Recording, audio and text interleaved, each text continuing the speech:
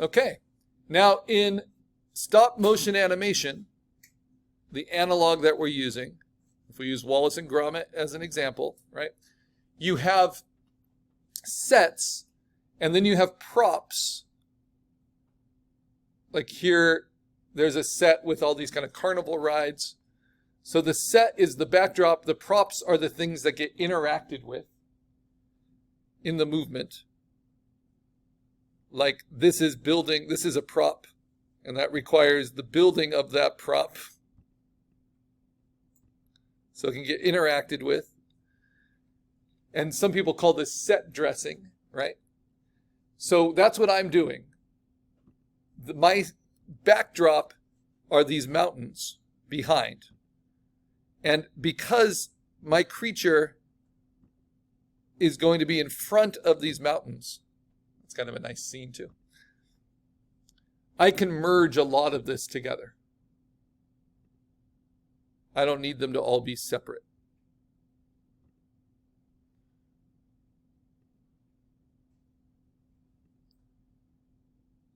But if my creature was ever going to be interacting with or behind these mountains, then I'd want to have them as a separate layer that I can move.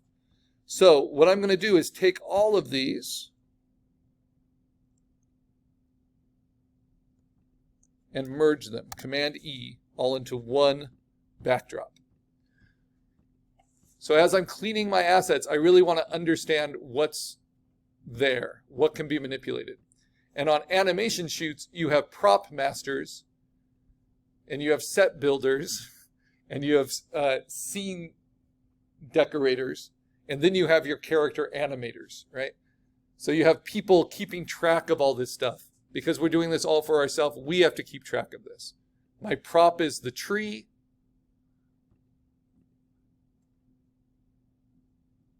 And the smoke. And the rocks in front, those are all props.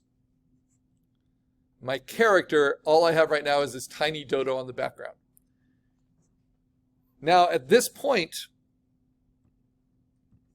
I've built enough of a setting that I can create my first frame to establish this canyon, right? So, how to do that? I want to go to the assignment, and I want to pay attention to the sizes, right? So the size is 8 by 8 by 100 pixels per inch. Very important that it's a square and that it's at least 8 by 8 inches at 100 pixels per inch. Why not do it at 300 and make it so each frame is printable? Well, because this is going to have a lot of layers. And animations become really large files, so we make them at the resolution they need to show on a screen. You don't print animation frames, you show them. But notice mine, if I go to the image size, is 16 by 19 by 300, right? So what am I going to do? Well, at this point, I'm going to change that. I'm going to resample it. Resample to 8 inches. And I'm going to break this chain link, which will warp my image, but because it's all organic, that's going to work fine. 8 by 8 by 100 pixels. And it went from being 83 megabytes with all of its different layers to being only 1.8 megabytes. That's what a big difference print to screen resolution makes. So now it's that tiny, but if I view it at 100%, it's still plenty large for showing on a screen. Does that make sense? So 8 by 8 inches by 100.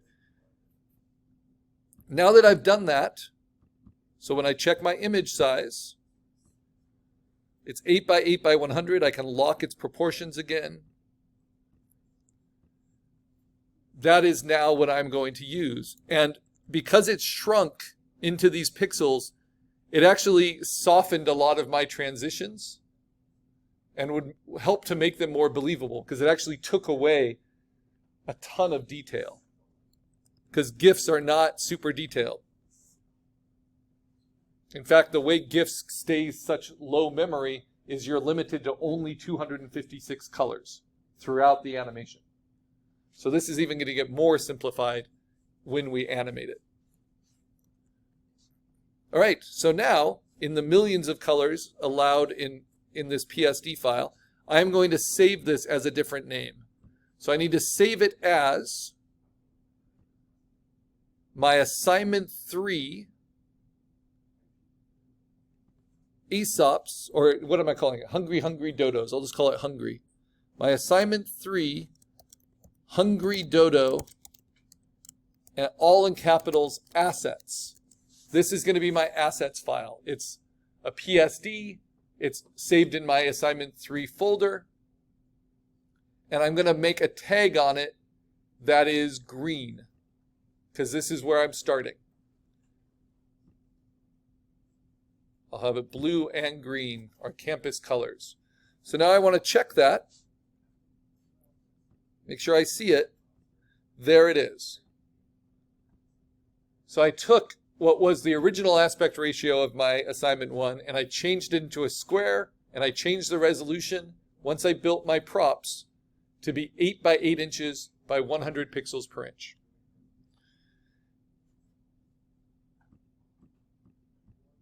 All right. Now I've got all my components. Let's see, would it make sense just to not have the grass? Because maybe I can even simplify it. No, I like the grass. Okay. But I'm going to soften the grass.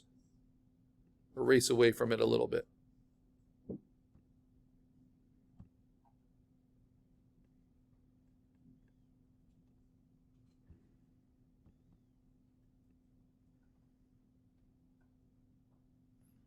I'll allow more water in the scene. I can't decide. Okay, I'll soften it a little bit.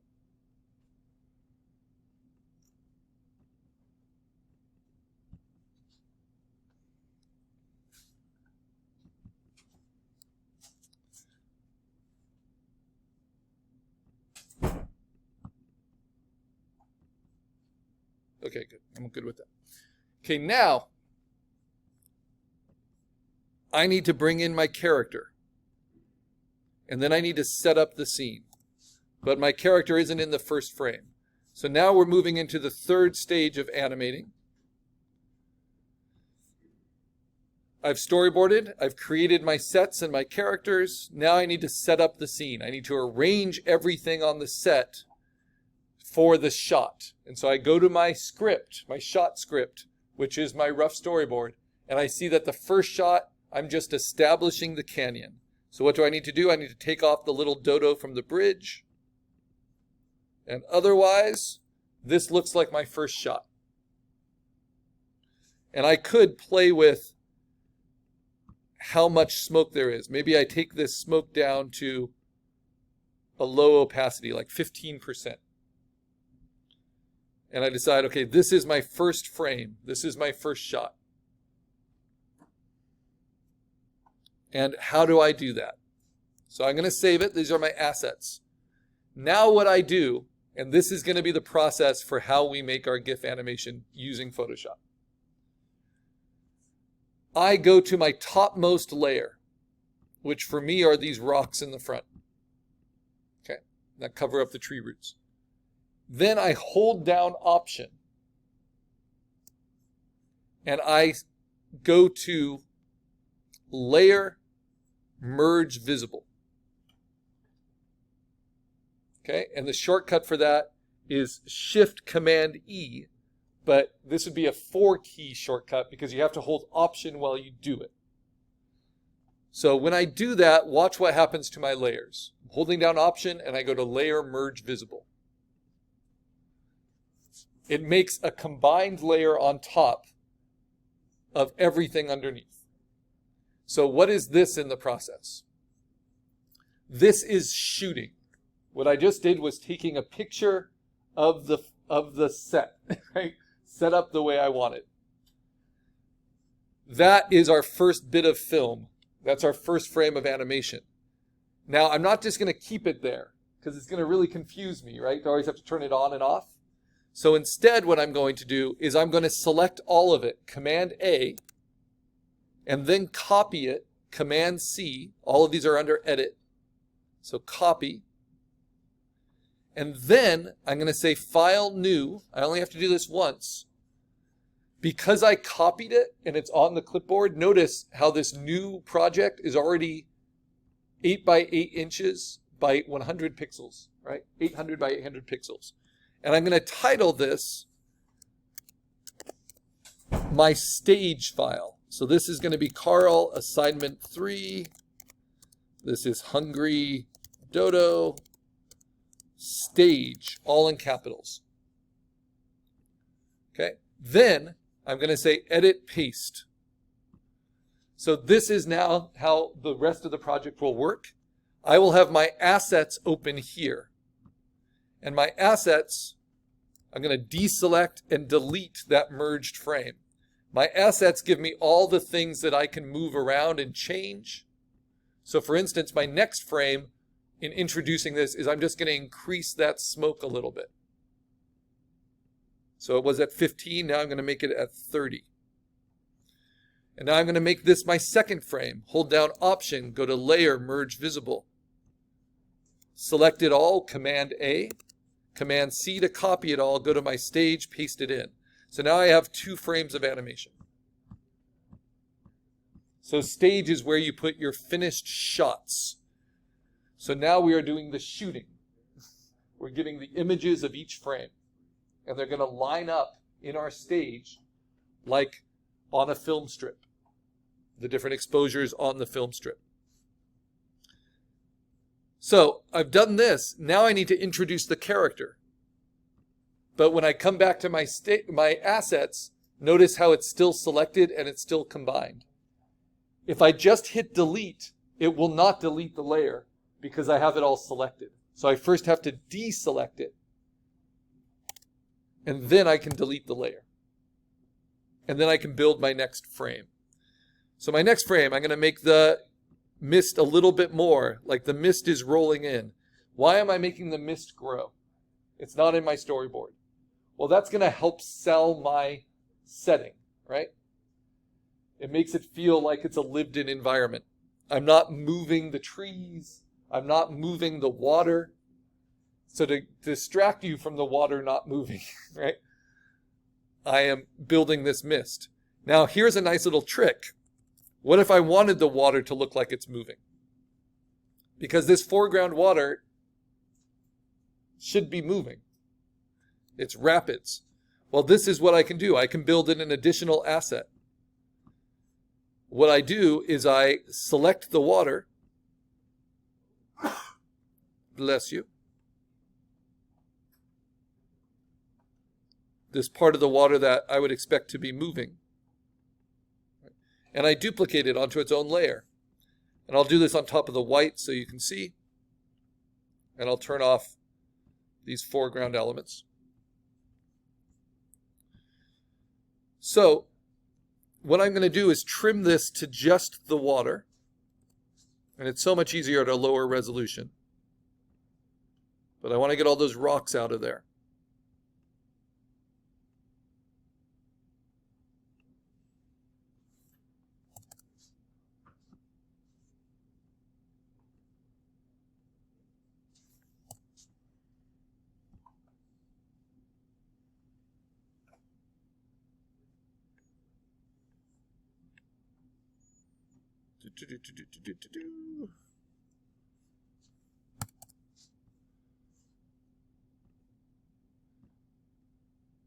And this rock. Okay, now I have a mask of the water on its own layer. And what I'm going to do is I'm going to play with its direct adjustments. So to make it look like this water is moving, I'm just going to have it kind of pulse, right? That's one way I can do this. Do you see how, if you're not paying too much attention, that kind of makes it feel like flowing water? Right? Especially at just screen resolution. So what do? I'm going to make a lighter version of the water. And then I'm also, just for good measure, I'm going to dodge and burn it differently. So this is on top of my regular water. So it's kind of a brighter version. So now I'm going to burn it. And usually I say only burn, less than 30. But now I want to be pretty heavy.